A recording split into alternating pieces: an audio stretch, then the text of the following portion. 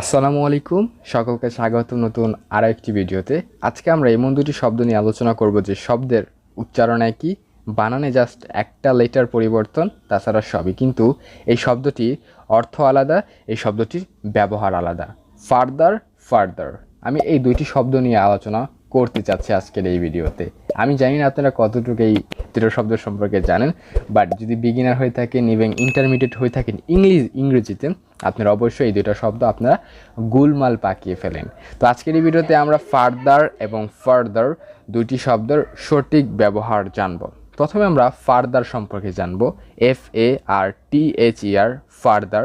এই ফার্দার শব্দটির অর্থ দূরত্ব বোঝা, যে কোনো একটা কিছুর দূরত্ব, অর্থাৎ একটা জিনিস মনে রাখবেন দূরত্ব বোঝাবে, সেটা হলো ফার্দার। যেমন সাকিব রেন ফার্দার দ্যান জাহির, যে সাকিব জহিরের চেয়েও দূরত্ব দৌড়িয়েছিল, যে জহিরের তুলনায় সাকিব দ্রুত দৌড়িয়েছিল। দূরত্ব মানে জহিরের চেয়ে সাকিব অনেকটা এগিয়েছিল, এরকম একটা অর্থ প্রকাশ করছে ফার্দার দিয়ে। তার দ্বিতীয় ফার্দার, FURTHER, ফার্দার, এই শব্দ দিয়ে বোঝানো হয় পরবর্তী আরও অতিরিক্ত কোনো কিছু, যে এক্সট্রা এরকম একটা বিষয়। ফার্দার ইউ যখন আসবে তখন অতিরিক্ত আর এ থাকলে দূরত্ব বোঝানো হবে।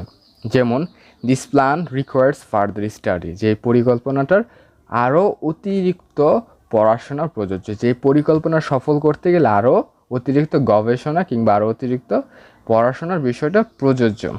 তো এই ভিডিও থেকে আমরা জানলাম ফার্দার এবং ফার্দার, যে ফার্দার দূরত্ব বোঝাবে সেটা হলো এ থাকে লেটারটি, আর যে ফার্দার দিয়ে আরও অতিরিক্ত কোনো কিছু বোঝাবে সেই লেটারটি ইউ পরিবর্তন হয়ে থাকে। তো আশা করি আজকের এই ভিডিও থেকে আপনারা ফার্দার এবং ফার্দার দুটি শব্দের ভিন্নতা জানতে পেরেছেন।